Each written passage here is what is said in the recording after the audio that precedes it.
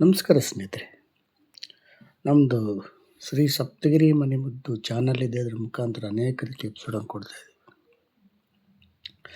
ಸ್ನೇಹಿತರೆ, ಪ್ರಕೃತಿಯಲ್ಲಿ ಸಿಕ್ಕುವಂತಹ ಅನೇಕ ವಸ್ತುಗಳಿಂದ, ಅನೇಕ ಗಿಡ ಮರಗಳಿಂದ ಮನುಷ್ಯರಿಗೆ ಬರುವಂತಹ ಕಾಯಿಲೆಗಳನ್ನು ಓಡಿಸಬಹುದು. ಅದನ್ನು ಬಿಟ್ಟು ನಾವು ಟ್ಯಾಬ್ಲೆಟ್ ಇಂಜೆಕ್ಷನ್ ಹೋದಾಗ ಅನೇಕ ಕಾಯಿಲೆಗಳನ್ನು ಬರಮಾಡ್ಕೊತೀವಿ.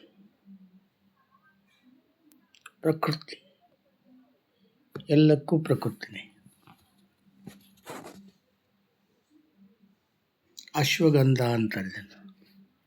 ಅಶ್ವ ಅಂದರೆ ಕುದುರೆ. ಕುದುರೆಗೆ ಎಷ್ಟು ಬಲ ಇದೆಯೋ ಅಷ್ಟು ಬಲ ಇದನ್ನು ಸೇವನೆ ಮಾಡಿದವರು ಸಿಗ್ತದೆ. ಈ ಒಂದು ಚೂರ್ಣವನ್ನು ತಯಾರು ಮಾಡಿ ಸ್ವಲ್ಪ ಕಷ್ಟ, ಆದರೆ ಅಂಗಡಿಯಲ್ಲಿ ಸಿಕ್ಕುವಂತಹ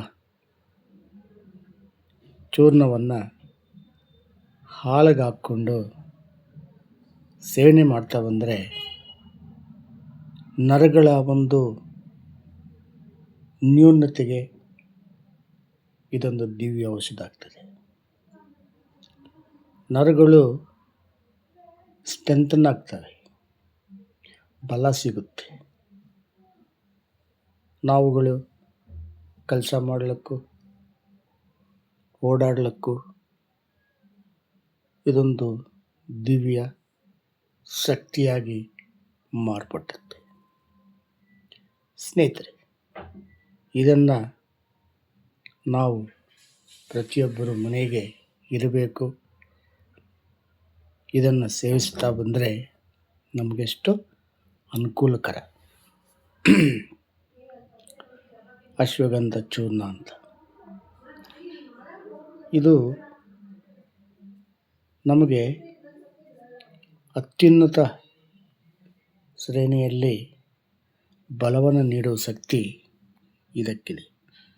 ಆದರೆ ಇದನ್ನು ಡೈರೆಕ್ಟಾಗಿ ಸೇವನೆ ಮಾಡುವುದು ಅಷ್ಟು ಒಳ್ಳೆಯದಲ್ಲ. ಇದು ಪ್ರೋಸೆಸ್ ಇದೆ. ಸಣ್ಣ ಕಡ್ಡಿಗಳ ಕತ್ತರಿಸಿ ಅದನ್ನು 14 ಸಾರಿ ಹಾಲಲ್ಲಿ ಕಾಯಿಸಿ ಒಣಗಿಸಿ ಈ ಥರ 14 ಸರಕ ಆದಮೇಲೆ ಚೂರ್ಣ ತಯಾರಿಸ್ಕೋಬೇಕು. ಅದು ನಮಗೆ ಒಳ್ಳೆ ಶಕ್ತಿ ಕೊಡುವಂತಹ ಚೂರ್ಣ ಆಗಿರ್ತದೆ. ಇದು ಪ್ರತಿಯೊಬ್ಬರ ಸೇವನೆ ಮಾಡಬೇಕು. ಒಳ್ಳೆಯದು. ನಮಗೆ ಯಾವುದೇ ಕಾಯಿಲೆಗಳನ್ನು ಬರದೇನೆ ನಿರೋಧ ಶಕ್ತಿಯನ್ನು ಜಾಸ್ತಿ ಮಾಡಿ ಎಲ್ಲ ರೀತಿಯ ಶಕ್ತಿಯನ್ನು ಕೊಡುವ ಶಕ್ತಿ ಈ ಅಶ್ವಗಂಧ ಚೂರ್ಣ. ನಮಸ್ಕಾರ. ಇದನ್ನು ನೋಡಿ, ಲೈಕ್ ಮಾಡಿ, ಶೇರ್ ಮಾಡಿ, ಸಬ್ಸ್ಕ್ರೈಬ್ ಮಾಡಿ. ಎಲ್ಲರಿಗೂ ಮುಟ್ಟಲಿ. ಎಲ್ಲರೂ ನೋಡಿ. ನಮಸ್ಕಾರ ಸ್ನೇಹಿತರೆ.